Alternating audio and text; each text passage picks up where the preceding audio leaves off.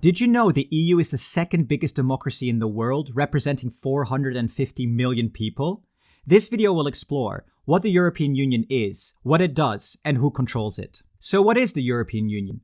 The European Union is a political and economic union of 27 European countries with common goals and values. It is a unique entity, as it is neither a country nor a federation, but rather a supranational organization that exercises some of the powers typically associated with national governments.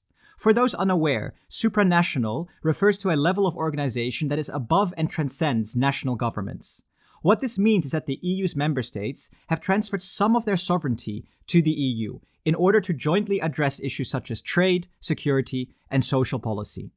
The EU comprises of 7 main institutions, including the European Council, the Council of the European Union, the European Commission, the Court of Justice of the European Union, the European Central Bank, the Court of Auditors, and finally, the European Parliament. For those interested in learning more, we have separate videos that will provide detailed explanations of each of these institutions, so subscribe to the channel if you are interested. So what does the European Union actually do? The EU has a lot of functions, but there are 3 main ones. Firstly, the EU promotes economic integration. The EU operates a single market, which allows goods, services, capital, and people to move freely across national borders. For example, a company based in Germany can sell its products to customers in France without facing any barriers to trade. The EU also negotiates trade agreements with other countries on behalf of its member states. For example, the EU has signed trade agreements with countries such as Japan, Canada, and South Korea. Secondly, the EU develops and implements common policies in various areas, such as agriculture, environment, energy, and transport. For example, the EU has a common agricultural policy, which provides financial support to farmers and helps to ensure a stable supply of food across the EU. Or the EU's common energy policy, which aims to reduce greenhouse gas emissions and ensure a secure supply of energy.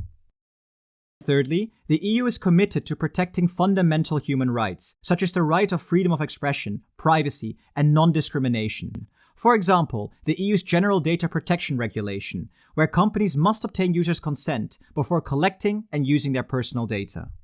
So who controls the EU? This is complicated, as the European Union has no official single leader, but is instead broken down into 7 institutions that share power. The 3 main ones are the European Commission, the European Parliament, and the European Council, each with a different leader.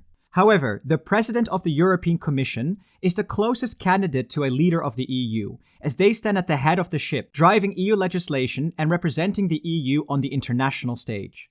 Currently, this is Ursula von der Leyen. In conclusion, the EU is important, as it allows European countries to collectively wield more influence on the global stage, particularly in relation to major powers such as China, Russia, and the United States. And so, while many different aspects contribute to what makes up the European Union, it all comes down to one idea: working together towards creating a better future for Europe's citizens. This channel is all about the EU, so if you want more educational videos about institutions or EU current events, subscribe and like the video. And if you want to support the channel further, please consider signing up to Patreon.